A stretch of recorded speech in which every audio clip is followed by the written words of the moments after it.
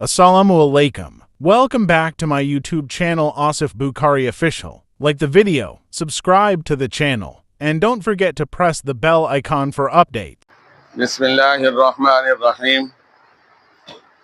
सामीन मोहतरम, कल की एक बुरी सिफत के बारे में कुछ मज़ीद मारूज़ात पेश करनी हैं।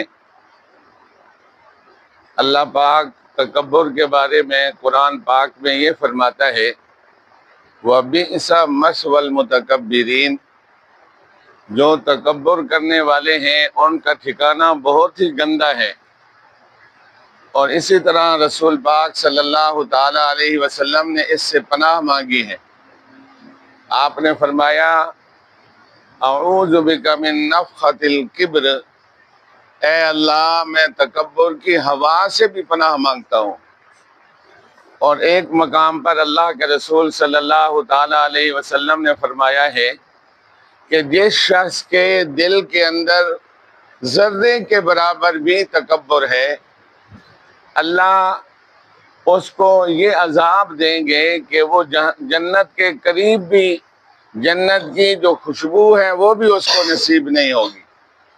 रसूल पाक सल्लल्लाहु ताला अलैहि वसल्लम ने फरमाया, अगर तुम ये देखना चाहते हो कि बुरा इंसान कौन है, फरमाया बदतरीन इंसान तकब्बुर करने वाला है। और तकब्बुर करने वाले की मिसाल बयान फरमाई कि जो तकब्बुर इंसान करता है वो तो ऐसा है कि अल्लाह की करीम ज़ात के मुशाबे होना चाहता है, उसका मुकाबला करना चाहता है। और फरमाया कि अल्लाह की करीम ज़ात तो लोगों की दुआओं को कबूल करती हैं, लेकिन जो तकब्बुर करने वाला होता है तो वो तो किसी के साथ हाथ मिलाना भी पसंद नहीं करता।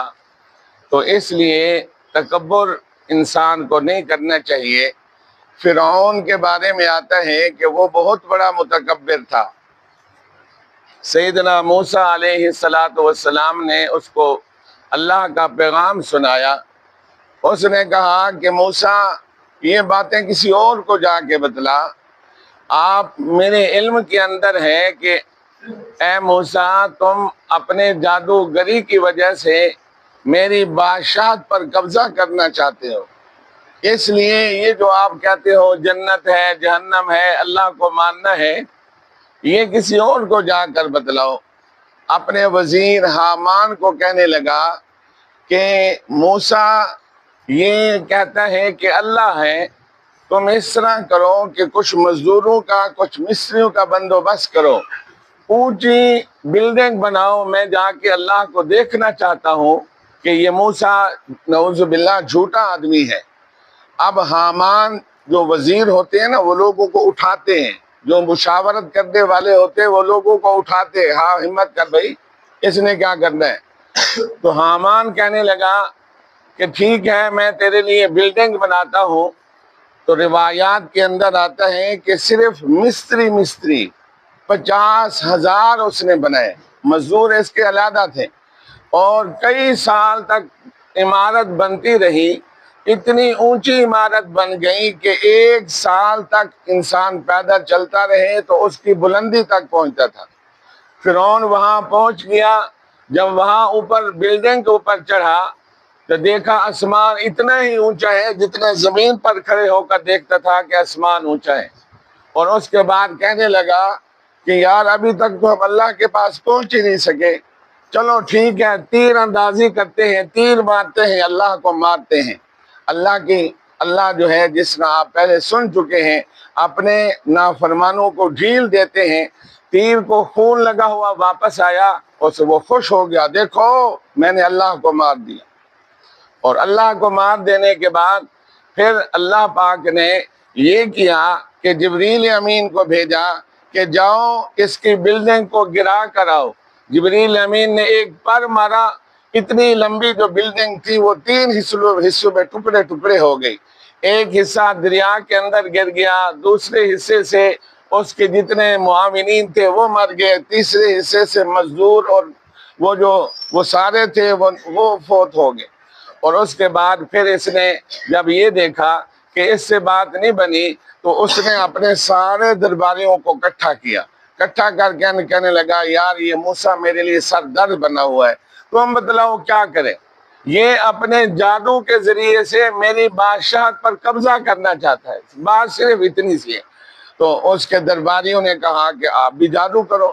تو روایات کے اندر آتا ہے کہ 72,000 جادوگر جمع کر لیے، ان 72,000 جادوگروں نے 70,000 وہ رسیوں سے اور لاٹھیوں سے سام بنا دیے اور اس کے ایک میدان میں جمع ہو گئے، اور سیدنا موسیٰ علیہ السلام کا انتظار کرنے لگے۔ اللہ کے رسول سیدنا موسیٰ علیہ السلام ہے، انہوں نے ان کو پیغام خدا سنایا کہ اللہ یہ چاہتا ہے۔ انہوں نے یہ کہا کہ موسیٰ کیا باتیں کرتے ہو، چھوڑو یار، آپ میدان میں آ گئے ہیں، اگر تم جیت گئے ہم تمہارے اوپر ایمان لے آئیں گے، اگر تم ہار گئے تو پھر تم نے فرعون پر ایمان لانا ہے، اور یہ ہمیں یقین ہے کہ ہم فرعون کی عزت کی قسم اٹھا کر کہتے ہیں جیتنے والے تو ہم ہی ہیں۔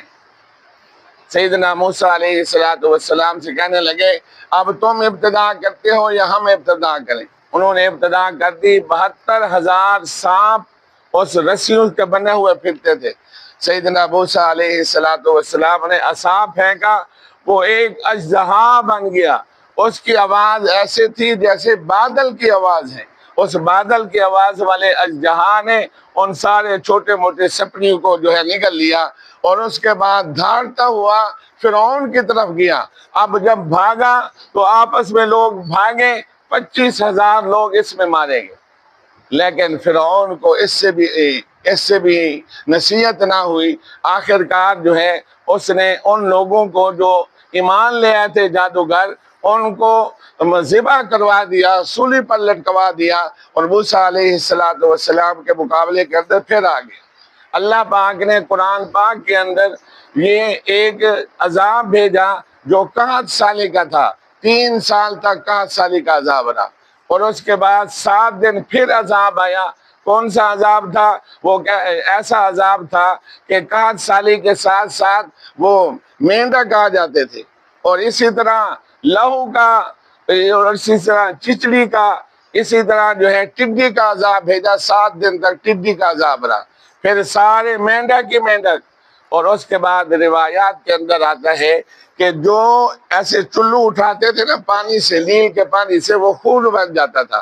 ایک روایت میں آتا ہے کہ ایک عورت تھی، اس نے کہا کہ میں اپنی ہمسائی کو کہا کہ میں پیاس سے مر رہی ہوں، تو ایسے کر میرے منہ کے اندر کلی کر، میں تھوڑا سا پانی تو پی لوں۔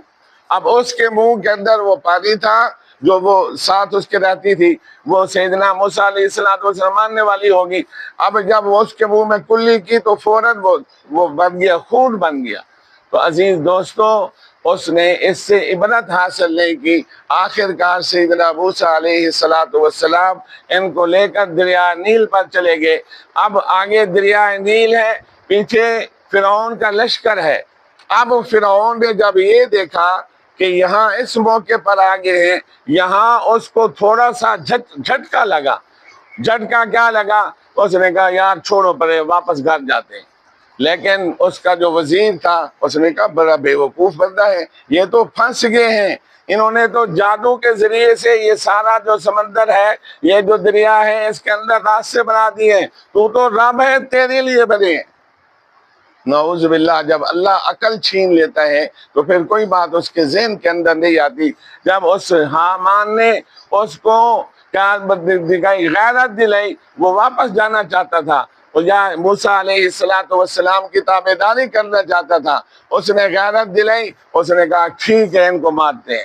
جب اس کے اندر گھس گیا، اللہ پاک نے پھر موسیٰ علیہ السلام جو بنی اسرائیل تھے ان کے لیے عصا مارنے کی وجہ سے 12 راستے بنا دیے، اور ہر راستے کے اندر کھڑکی تھی، اور پانی ایسے شفاف تھا جیسے جو کہے ہیرا ہوتا ہے۔ وہ ایک دوسرے کو کہہ رہے ہاں جی کیا حال ہے جی، ٹھیک جا رہے ہو، ہاں جی ٹھیک ہو، ایسے ایک دوسرے کو سلام دعا کرتے ہوئے دریا عبور کر دے۔ آخری بندہ بنی اسرائیل کا دریا کے اندر تھا جب فرعون کا لشکر داخل ہوا اور اس کے سارے مال و متاع جمع ہو گئے، وہ عبور کر دی۔ اللہ نے حکم دیا کہ چل میرے یار، پانی کو حکم دیا، پانی نے اس کو غرق کر دیا۔ اللہ پاک کہتا ہے کہ ہم نے اس فرعون کی لاش کو آج تک زندہ رکھا ہے، سارے فرعونی مر گئے، اللہ پاک نے اس پانی کو حکم دیا، فرعون کی لاش اس نے باہر پھینک دی، آج بھی پڑی ہوئی ہے، وہ مقام عبرت ہے۔ لیکن ہمارا جو ہے، ہمیں بھی اس سے عبرت حاصل کرنی چاہیے کہ اللہ نے قرآن میں کہا ہے کہ یہ مقام عبرت ہے، اور جہل لوگ جاتے ہیں وہاں جا کے فاتح خوانی پڑھتے ہیں۔ عجیب بات نہیں ہے؟ تو عزیز دوستو، علم حاصل کرو، اور جو تکبر ہے اس سے بچ دو۔ کل بھی یہ بات آئی، اللہ پاک کہتے ہیں کہ یہ عظمت، یہ بڑائی، یہ میرے لیے اچھی لگتی ہے۔ نبی پاک صلی اللہ علیہ وسلم نے فرمایا، جو انسان اس کے اندر کیا کرے گا، اس کی کوشش بھی کرے گا، اللہ پاک کہتے ہیں میں اس کی گردن مروڑ کر رکھ دوں گا۔ تو اس تکبر کیا ہے؟ کسی کو برا سمجھنا، یہ تو حقیرہ ہے، طریقہ حیثیت، اس طرح نہیں کرنا۔ ہر بندے کو اپنے سے اچھا سمجھنا ہے۔ مثلا ایک بڑا آدمی ہے، بوڑھا آدمی ہے، اس کو ہم نے اچھا کس لیے سمجھنا ہے؟ یار اس کی تو نیکیاں زیادہ ہے۔ چھوٹا بچہ ہے، اس کو اچھا کیوں سمجھنا ہے؟ یار اس کے تو گناہ کم ہے، میرے گناہ زیادہ ہے۔ یہ ذہن بناؤ اپنا۔ آج ہم کیا کہتے ہیں؟ واہ، یہ کوئی بات ہے، میں مولوی نہیں ہوں، میں جو ہے فلاں عالم نہیں ہوں۔ یعنی یہ علم جو ہے انسان کو مار رہا ہے، یہ بڑا پن انسان کو مار رہا ہے۔ عزیز دوستو، من تواضع للہ فقد وقرہ اللہ، کل اس کے بارے میں بات ہوگی کہ جو نیچے جھکتا ہے اللہ اس کو بلند کرتے ہیں۔ دیکھو فرعون آسمان کے قریب چلا گیا، اللہ نے وہاں سے اس کو برباد کر دیا۔ تو اس لیے اللہ سے دعا ہے کہ رب کریم عمل کی توفیق نصیب۔ الحمدللہ رب العالمین الرحمن الرحیم مالک یوم الدین جزا اللہ عنا محمدا ما هو اہلہ وادخلنا الجنة مع الابرار یا عزیز یا غفار یا ارحم الراحمین۔ اے کریم اللہ، ہمیں تکبر سے بچا لے۔ اے اللہ، بڑا ہونا آپ کی شایان شان ہے۔ اے اللہ، ہماری عزت کے اندر اضافہ فرما دے۔ اے اللہ، ہمیں سب کی عزت اور قدر کرنے کی توفیق نصیب فرما دے۔ اے اللہ، اپنے محبوب علیہ السلام کے حسن اخلاق نصیب فرما دے، تواضع نصیب فرما دے، جنت والی صفات نصیب فرما دے، جہنم والی بد اخلاقیوں سے ہماری حفاظت فرما دے۔ اے اللہ، ہم سب آپ کے در کے بھکاری ہیں، ہم سب کی جھولیوں کو بھر دے۔